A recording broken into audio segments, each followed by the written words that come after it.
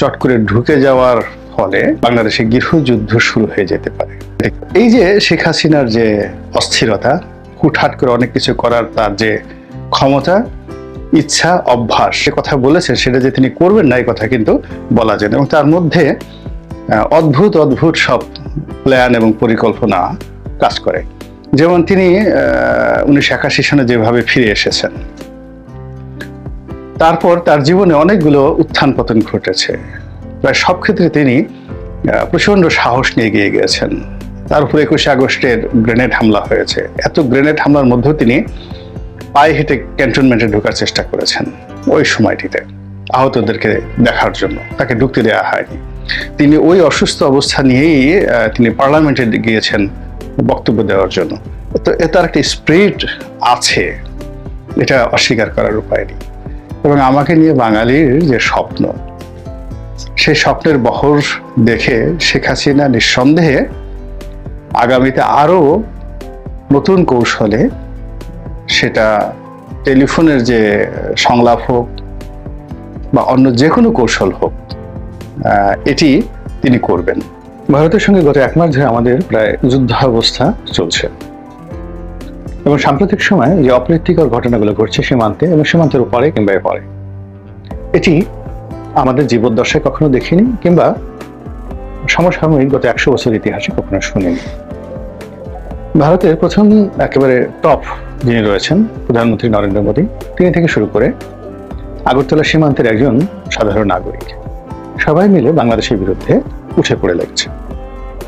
তারা ইনু সরকারকে অপদস্থ করতে, বাংলাদেশকে অপদস্থ করতে এমন সব প্রচারণা চালাচ্ছে দেশে এবং দেশের বাইরে, এবং এমন সব কথাবার্তা বলছে মনে হচ্ছে যে আজই তারা বাংলাদেশ দখল করে নিয়ে যাবে এবং বাংলাদেশকে একেবারে মাটির সঙ্গে মিশিয়ে দেবে। এখন তারা তাদের যে আচরণ, সে আচরণে মনে হচ্ছে যে তারা সিদ্ধান্ত নিতে পারছে না যে তারা কি পুরো বাংলাদেশ দখল করবে, নাকি চট্টগ্রাম দখল করবে, নাকি দিনাজপুরের যে শিলিগুড়ি করিডোর সেটি দখল করবে, নাকি যে ফেনীতে আমাদের যে চিকেন নেক রয়েছে সেই চিকেন নেক বরাবর পুরো চট্টগ্রামকে বিচ্ছিন্ন করে দিয়ে ওটাকে নিয়ে আলাদা একটি রাষ্ট্র গড়ে তুলবে, জুমল্যান্ড।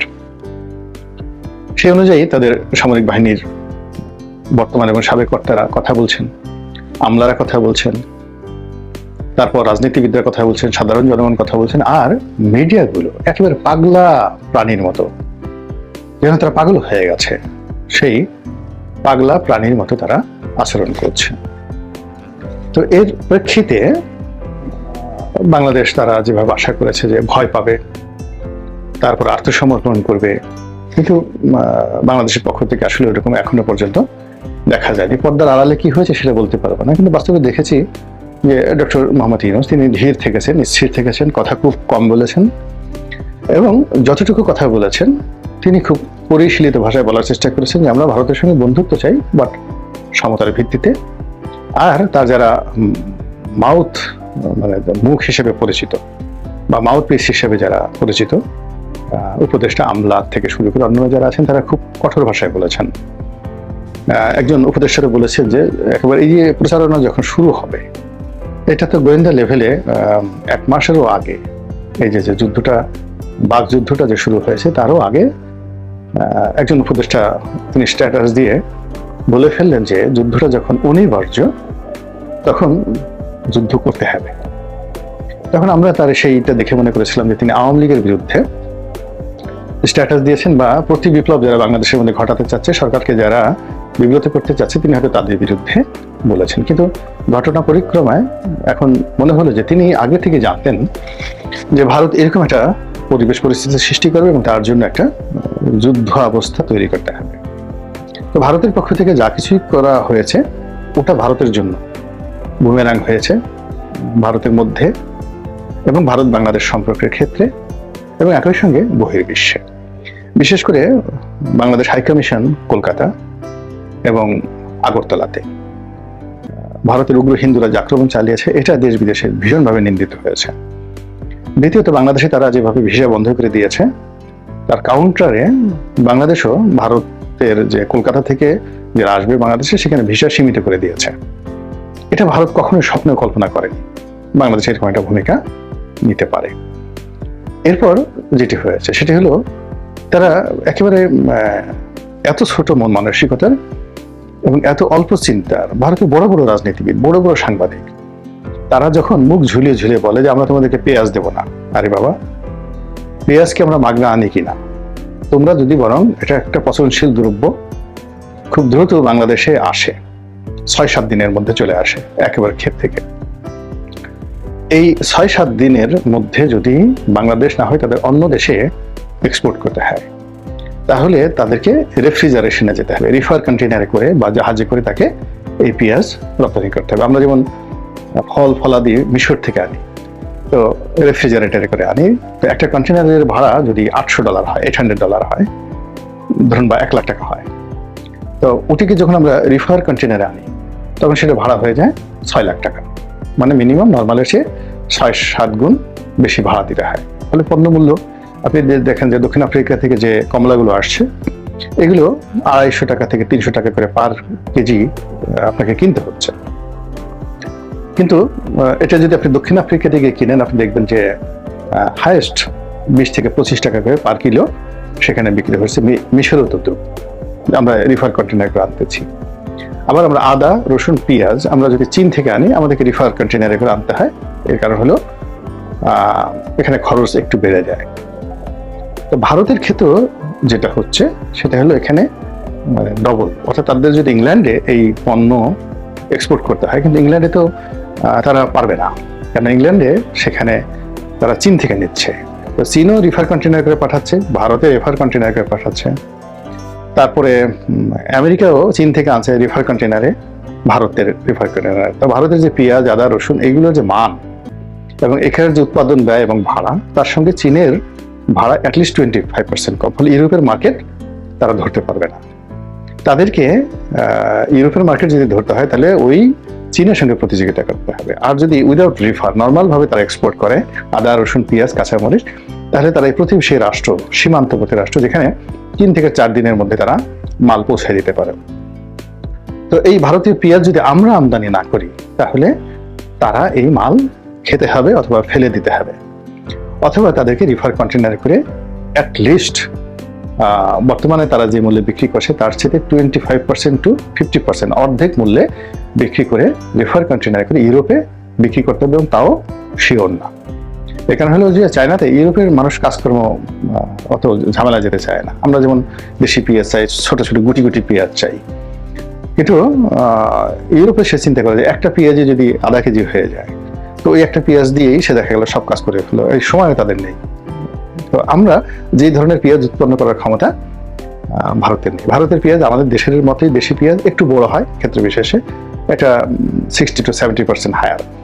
কাজেই সেই পেঁয়াজগুলো আমরা এনে মূলত ভারতকে রক্ষা করি, কাঁচামরিচ এনে রক্ষা করি। কিন্তু ভারত এটাকে বলে যায় আমরা তোমাদের পেঁয়াজ না দিলে খাবে কি, চিনি না দিলে খাবে কি, তুলা না দিলে খাবে কি। আমরা ভারত থেকে তুলা আনি, কিন্তু তুলার মান খুবই খারাপ, খুবই খারাপ, এবং এই খারাপ তুলার কারণে আমরা ফ্যাব্রিকে উন্নয়ন করতে পারি না। কিন্তু আমরা তুলা যদি মধ্যপ্রাচ্য থেকে মানে রাশিয়া থেকে তুলা আনি, সবচেয়ে ভালো তুলা, তারপরে তার চেয়ে ভালো তুলা ইজিপ্টে, তারপরে Pakistani cotton, unbelievable, Pakistan one of the finest cotton in the world. কিন্তু ভারতের সেটা হয়তো 25% দাম বেশি যাবে। কিন্তু সমস্যাটা, লাভটা যেটা হবে, যে ওই যে মার্কেটটা তৈরি হবে, কটনের যে মার্কেটটা বাংলাদেশে তৈরি হবে, তাহলে আমাদের হাই ভ্যালু প্রোডাক্টে চলে যাবে। ইজিপশিয়ান কটনের থেকে তৈরি করা যায় সুতা, এবং সুতা থেকে যে ফ্যাব্রিকগুলো, এগুলোর ভ্যালু অ্যাড হবে অ্যাটলিস্ট 50%। মানে আমরা কটনে 25% টাকা বেশি দিলাম, কিন্তু এটা দ্বারা যে আমরা ফিনিশড প্রোডাক্ট, সেটা ইয়ার্ন বলি কিংবা ফ্যাব্রিক বলি, সেটার ভ্যালু হয়ে যাবে ডবল। কিন্তু প্রথম 6 থেকে 7 মাস কষ্ট হবে। এরপরে দেখবেন যে ভারতীয় কোনো জিনিসই আমাদের দেশে আসবে না, একেবারে আসবে না।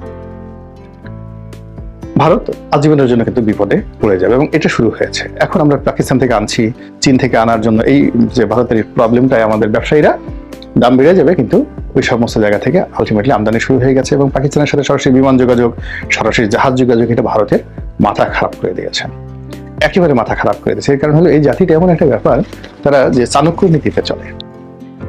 তো চাণক্য নীতির মূল ব্যাপার হলো যে যুদ্ধ নয়, সরাসরি যুদ্ধ নয়, যুদ্ধের ভয় দেখানো। তাদের প্রথম হলো হুমকি ধামকি দাও, যুদ্ধের ভয় দেখাও, তারপরে যদি তারা ভয় না পায়, তখন এই বেইমান মুনাফিক তৈরি করে বিভিন্ন জায়গাতে দালাল তৈরি করে টাকা পয়সা দাও। দ্বিতীয়। তৃতীয় হলো দূর থেকে হম্বিতম্বি দেখাও যে আমি এখনই মেরে ফেলবো, কেটে ফেলবো, খেয়ে ফেলবো। এই তিনটে জিনিসই কিন্তু তারা আলটিমেটলি করে ফেলেছেন বাংলাদেশের সঙ্গে গত এই 1-1.5 মাসে। আর চতুর্থ যে জিনিসটা, যদি এই জায়গাতে ব্যর্থ হও তাহলে তুমি তাদের সঙ্গে সন্ধি করো। এবং ভারত এখন সেই সন্ধির পর্যায়ে এসে গেছে। ভারতের পররাষ্ট্র সচিব বাংলাদেশে আসছেন সন্ধি করার জন্য। এখানে চাণক্য নীতির আর একটা বৈশিষ্ট্য হলো যে রাষ্ট্রের তোমার যে প্রতিবেশী রাষ্ট্র, সে কখনো তোমার বন্ধু না, সে তোমার শত্রু, জবন রাষ্ট্র। তো কাজেই বাংলাদেশকে ভারত বা দিল্লি শত্রু রাষ্ট্র মনে করে। তো শত্রু রাষ্ট্র মনে করে এই যে তারা কখনই এদের সঙ্গে যুদ্ধ যাবে, স্বাধীন ভারতের যুদ্ধ করে তারা কোনো একটি রাষ্ট্র দখল করেছে, তার উপর আধিপত্য করেছে, এটা হয়নি। তারা হুমকি করেছে, তাম্বি করেছে, সিনেমার স্টাইলে বোমা নিক্ষেপ করেছে, তারপরে অনেক কিছু করেছে, এটা সিনেমাতে, বলিউড সিনেমাতে। কিন্তু বাস্তবে তারা কখনই পাকিস্তান বলেন, চীন বলেন, নেপাল বলেন, ভুটান বলেন, বাংলাদেশ বলেন, মালদ্বীপ বলেন, শ্রীলঙ্কা বলেন, কারোর সঙ্গে তারা যুদ্ধ করেনি এবং যুদ্ধ করে জয়লাভ করার ইতিহাসও তাদের নেই। তো কাজে বাংলাদেশের সঙ্গে তারা এই যে হুমড়ি পর্যন্তই গেছে, এখন তারা সন্ধি করার জায়গাতে এসেছে। এখন বাংলাদেশ কি সন্ধি করবে কি করবে না, এটা বাংলাদেশের বিষয়। কিন্তু মূল ব্যাপার হলো যে ইতিমধ্যে ভারতের সাথে আমাদের যে সকল চুক্তি রয়েছে, তারপরে ভারত এখানে যে পরিমাণ ইনভেস্ট করেছে অবকাঠামোগত খাতে, বৈদ্যুতিক খাতে, এখানে এই যে বাংলাদেশ যদি কোনো কারণে সীমান্তে একটা যুদ্ধ অবস্থা বিরাজ করে, এটার ওসিলায় মানে এখন শান্তির অবস্থায় বাংলাদেশ আদানির সাথে চুক্তি বন্ধ করতে পারবে না। কিন্তু সীমান্তে যদি একটা দুর্ঘটনা ঘটে যায়, সেটা বাংলাদেশের পক্ষ থেকে ঘটুক, তাদের সাথে ঘটুক, এই আনরেস্ট যদি চলে, তাহলে সে চাইলে রামপাল বিদ্যুৎ কেন্দ্র সে দখল করে নিয়ে যেতে পারবে, ভারতীয়দেরকে তাড়িয়ে দিতে পারবে, নিজে চালাতে পারবে। পুরো ভারতের ইনভেস্টমেন্টটা, যেটা 1971 সনের পরে আমরা করেছি, পাকিস্তানের সবকিছু আমরা জাতীয়করণ করে নিয়েছিলাম। আফগানিস্তান যেটা আমেরিকানদের তাড়ানোর পরে ভারতীয় সমস্ত কর্পোরেশনগুলো তারা কিন্তু দখল করে নিয়েছে। এখানে ভারতের $8 বিলিয়ন লস হয়েছে আফগানিস্তানে। এখন বাংলাদেশের সঙ্গে যদি সীমান্তে ইউনূস সরকার বেশি না, এখান থেকে 4-5 বার কামান দাগে, ওখান থেকে 4-5 বার কামান দাগে, এই 24 ঘন্টার এই আনরেস্টকে কেন্দ্র করে ভারতের সাথে এ যাবৎ যত চুক্তি হয়েছে, এবং সেই চুক্তিতে ইনক্লুডিং ভারত আমাদেরকে যত ঋণ দিয়েছে, এই সব জিনিসগুলো বাংলাদেশ সরকার আটকায় দিতে পারবে।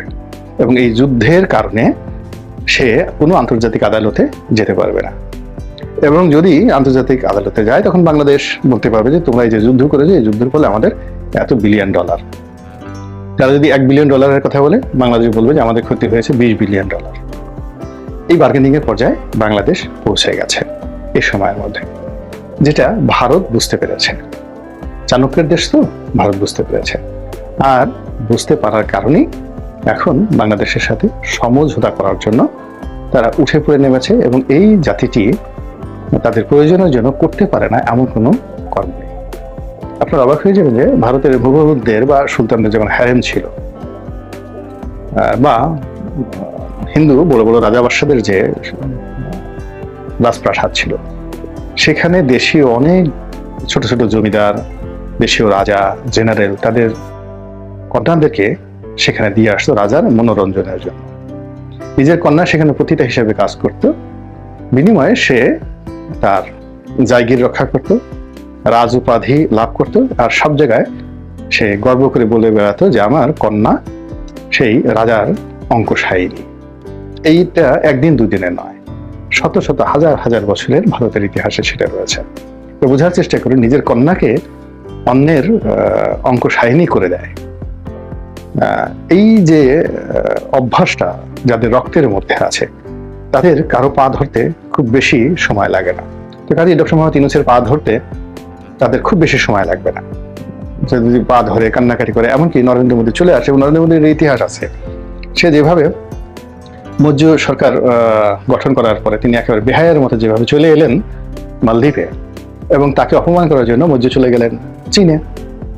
আবার এই যে বাংলাদেশে শেষে যে আসলেন বঙ্গবন্ধুর জন্মশতবার্ষিকীর একেবারে শেষ অনুষ্ঠানটিতে, শেখ হাসিনা প্রাণান্ত চেষ্টা করেছিলেন যে নরেন্দ্র মোদী যেন না আসে। তো নরেন্দ্র মোদী একেবারে বেহায়ের মতো জোর করে এখানে আসলেন। তার ফলে কি হলো, অনেকগুলো মানুষ যে হেফাজতের সাথে অনেক গন্ডগোল হলো, অনেক মানুষ মারা গেল, 11-12 জন লোক মারা গেল, এবং ওই যে মামুনুল হক থেকে শুরু করে অন্যান্য যারা নেতৃবৃন্দ আছেন সবাই সেখানে জেলে গেল। তো এই হলো ভারতের বেহায়াপনা। আবার যে এতটা বেহায়া হয়ে বাংলাদেশে এলো, কয়েকদিন পরে শেখ হাসিনাকে আবার নিয়ে তারা অপমান করে দিল সেখানে, এয়ারপোর্টে নিয়ে, দিল্লি মানে কলকাতাতে নিয়ে। আবার এই যে শেখ হাসিনাকে তারা নিয়ে গেছে এখান থেকে, সেই শেখ হাসিনাকে যদি ডক্টর ইউনূসের মানে যাকে বলা হয় গ্রোথ প্রশমিত করার জন্য, তাকে খুশি করার জন্য যদি তারা আবার প্লেনে করে বাংলাদেশে পাঠিয়ে দেয়, সবাই আশ্চর্য হলেও আমি কিন্তু আশ্চর্য হব না। আল্লাহ আমাদের সবাইকে হেদায়েত দান করুন এবং হেফাজত করুন। আসসালামু আলাইকুম ওয়া রাহমাতুল্লাহি ওয়া বারাকাতুহু।